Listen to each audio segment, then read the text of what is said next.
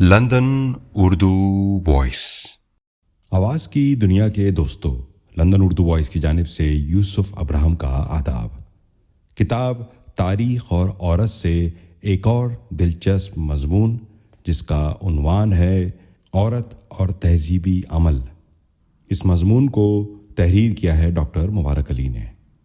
تو پیش خدمت ہے عورت اور تہذیبی عمل کا پہلا حصہ۔ پیشکش لندن اردو وائس۔ اگرچہ تحریری تاریخ تو مردوں کی تاریخ ہے، مگر جیسے جیسے قدیم تہذیبوں کے آثار دریافت ہو رہے ہیں ویسے ویسے یہ بات ثابت ہو رہی ہے کہ معاشرے میں مرد کی موجودہ حیثیت ہمیشہ سے نہیں تھی، اور اس کا یہ تسلط اور برتری آہستہ آہستہ تاریخی عمل کے ساتھ قائم ہوئی ہے۔ قدیم تاریخ کے ان آثار و شواہد سے یہ بات ثابت ہو گئی ہے کہ ابتدا میں مادرانہ نظام رائج تھا، اور اس زمانے میں عورت معاشرے کی سب سے زیادہ متحرک اور فعال ذات تھی کہ جس نے تہذیب و تمدن کو آگے بڑھانے میں اپنی ذہانت اور صلاحیتوں کو استعمال کیا۔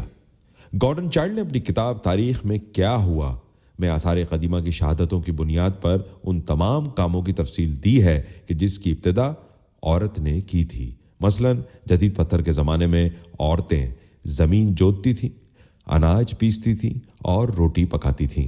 انہیں دھاگا بنانے کے فن سے واقفیت تھی کہ جس سے وہ کپڑا تیار کرتی تھیں اور لباس سیتی تھیں۔ جب معاشرے میں کھانے اور لباس کی ابتدا ہوئی اور اس کے ساتھ ہی دوسرے لوازمات بھی وجود میں آنے لگے کہ جن میں برتن بنانا اور زیب و زینت کے لیے زیورات کا استعمال تھا، جس وقت عورت ان کاموں میں مصروف رہتی تھی اس وقت مرد زراعت کے لیے زمین کو درخت و جھاڑیوں سے صاف کرتا تھا، مکان بناتا تھا، مویشیوں کی دیکھ بھال کرتا تھا، لکڑیاں کاٹتا تھا اور بڑھئی کا کام کرتا تھا۔ نیزے کی ایجاد کے بعد سے شکار آدمی کا پیشہ بن گیا۔ عورت غذا جمع کرنے میں مصروف رہی تو مرد شکار کرنے میں۔ حوالہ گارڈن چائلڈ تاریخ میں کیا ہوا، اردو ترجمہ، کراچی 1987، صفحہ 70۔ آثار قدیمہ کی دریافتوں اور ساتھ میں ملنے والے برتنوں اور اوزاروں کے ذریعے ماہرین نے اس عمل کو سمجھنے کی کوشش کی ہے کہ کس طرح انسانی ذہن وقت کے ساتھ ساتھ بدل رہا تھا اور ترقی کر رہا تھا، اور کس طرح سے وہ زندہ رہنے کے لیے فطرت کے چیلنجوں کا مقابلہ کر رہا تھا۔ سب سے پہلے انسان نے خود اپنے جسم اور اپنے جسم کے مختلف اعضاء کو اپنی حفاظت کے لیے استعمال کیا، اور جب اسے اپنے اعضاء کی اہمیت کا احساس ہوا تو اس نے انہیں نقل کرتے ہوئے محنت کے اوزار بنائے۔ مثلاً ہتھوڑا مکے کی شکل، نیزہ بازوؤں کی طرح، موچنا انگلیوں کے مانند۔ اس ابتدائی تہذیبی دور میں عورت نے ماں کی حیثیت سے حفاظت کرنا، ذخیرہ کرنا اور اشیاء کو محفوظ کرنے کا کام کیا۔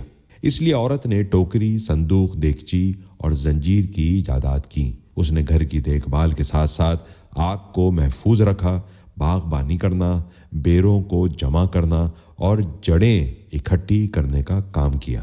اور یہ عورت ہی کا کارنامہ ہے کہ اس نے سب سے پہلے جس جانور کو سدھایا وہ مرد تھا، کیونکہ جب مرد کو چھت ملی تو اس کا ایک ٹھکانہ ہوا۔ جب وہ شکار کی مہم سے بھوکا پیاسا تھکا ہارا واپس آتا تو اسے چھت کے نیچے آرام و سکون اور کھانا ملتا۔ یہ سب عورت کی وجہ سے ممکن ہوا۔ نیولیتھک دور کے جو مٹی کے برتن ملے ہیں وہ عورت کی شکل کے ہیں، یا تو اس کا چہرہ ہے یا پورا جسم۔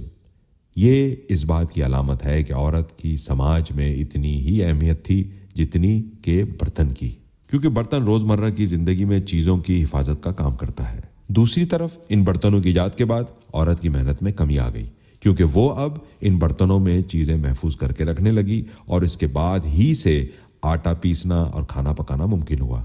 اب تک بہت سے معاشروں میں برتن عورت سے منسوب ہیں۔ بہت سے دیومالائی قصوں میں برتن اور آگ کی دریافت عورت سے منسلک ہے۔ اس کے علاوہ بھی اور بہت سی چیزیں کہ جن کے بارے میں یقین سے نہیں کہا جا سکتا کہ وہ مکمل طور پر عورتوں کی ایجاد ہیں یا ان میں ان کی شرکت ہے۔ مثلاً عورتوں کی قبروں سے جو چیزیں ملی ہیں ان میں فصل کاٹنے کی دروانتی، آٹا پیسنے کا پتھر، چمچے اور تکلا شامل ہیں۔ یونان سے لے کر چین تک دیومالائی قصوں میں عورت کو زراعت اور کپڑا بنانے کا بانی قرار دیا جاتا ہے۔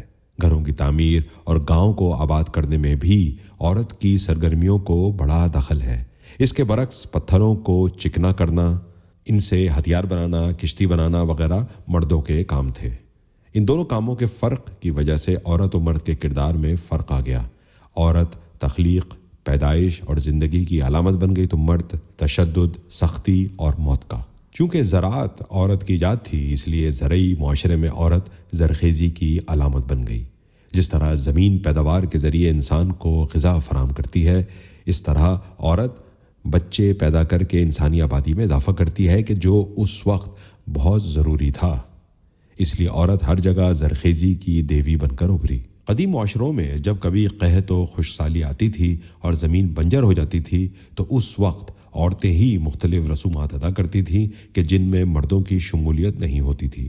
عورت اور زندگی کا تعلق اس قدر قریبی تھا کہ مرنے والے کو دفن کرنے کے لیے قبر میں اس طرح لٹاتے ہیں جیسے کہ وہ رحم مادر میں ہو اور اس کو دوبارہ ایسے ہی قبر سے پیدا ہونا ہے جیسے کہ وہ ماں کے پیٹ سے پیدا ہوا تھا۔ ابتدائی زراعتی زمانے میں عورت کی اس اہمیت کی وجہ سے مادرانہ معاشرہ قائم رہا اور عورتیں قبیلوں کی سربراہ تھیں اور انہی کے نام سے نسل چلتی رہی۔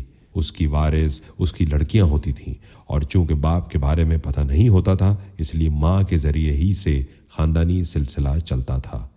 زمین اور مکان مشترکہ ملکیت ہوتے تھے۔ معاشرے میں بہن بھائی کا رشتہ مضبوط ہوتا تھا۔ چونکہ شوہر دوسرے قبیلوں سے آتا تھا اس لیے وہ اجنبی ہوتا تھا۔ عورتیں کئی شوہر رکھتی تھیں، ایک مرد کے ساتھ رہنے کی روایت نہیں تھی۔ اس لیے اس دور میں جو مذہبی عقائد اور روایات پیدا ہوئیں ان میں بڑا درجہ دیویوں کا ہے۔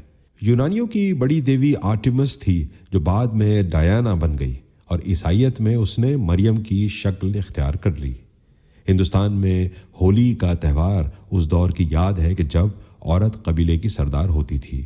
اب وقت کی تبدیلی کی وجہ سے مردوں نے اس کی رسومات میں حصہ لینا شروع کر دیا، مگر وہ مرد جو آگ کے گرد چلتا ہے وہ عورتوں کا لباس پہنتا ہے۔ بنگلور میں موگا کے سالانہ تہوار کے موقع پر رسوم میں شریک پیشوا کو زنانہ لباس پہننا پڑتا ہے۔